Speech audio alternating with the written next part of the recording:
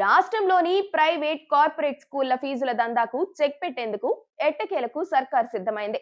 ఇష్టారాజ్యంగా ఫీజులు పెంచే ఆనవాయితీకి బ్రేక్ వేస్తూ శాస్త్రీయంగా ఫీజులను నిర్ణయించే ప్రక్రియను స్కూల్ ఎడ్యుకేషన్ అధికారులు వేగవంతం చేశారు.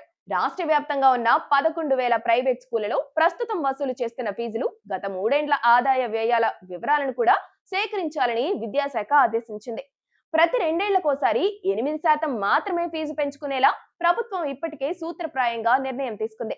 దీనికి సంబంధించిన విధి విధానాలపై కసరత్తు కూడా ముమ్మరం చేసింది.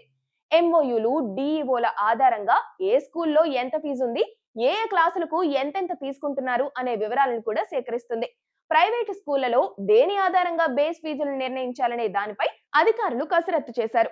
స్కూల్ లెవెల్ ఫీజుల కమిటీ ఆధ్వర్యంలోనే ప్రతి రెండేండ్లకు ఒకసారి 8% వరకు ఫీజు పెంచుకునే వెసులుబాటును స్కూల్ యాజమాన్యాలకు కల్పించబోతున్నారు.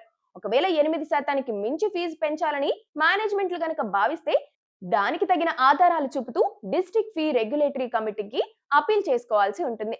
అయితే స్కూల్ లెవెల్ కమిటీలో 10 మంది ఉంటే 5గురు పేరెంట్స్, 3 టీచర్లు ఉండగా ప్రిన్సిపల్, కరెస్పాండెంట్ ఉండటంతో మేనేజ్మెంట్లు దీన్ని వ్యతిరేకిస్తున్నాయి.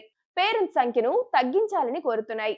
ఫీజుల డ్రాఫ్ట్ ను పారదర్శకంగా వెబ్సైట్ లో ఉంచాలని ప్రభుత్వం నిర్ణయించింది. దీనిపై పేరెంట్స్, స్టూడెంట్స్, విద్యావేత్తలు ప్రజల అభిప్రాయాలను, సూచనలను సేకరించబోతున్నారు. ఆ తర్వాతే దాన్ని ఫైనల్ చేయాలని సర్కార్ డిసైడ్ అయింది.